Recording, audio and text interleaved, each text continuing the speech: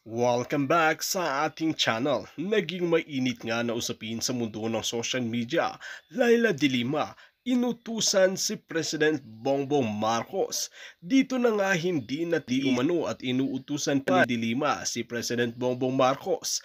Amy Marcos binaltahan nga agad si Laila dahil di umano tila iniisi-isi nga lang si President Bongbong Marcos. Dito nga natin makikita na tila wala na siyang respeto at gusto na talagang makalaya sa bilangguan dahil di umano hindi nga raw ito nagkasala. Dahil tila nagkamaling araw si President Rodrigo Duterte nung nakaupo pa ito na pinukulong si Laila de Lima dahil inosenteng araw ito.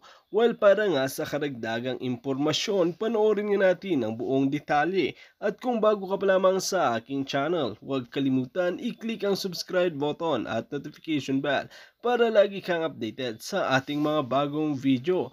At para sa sulit viewers natin dyan, maraming salamat sa walang sawang pagsuporta. 1, 2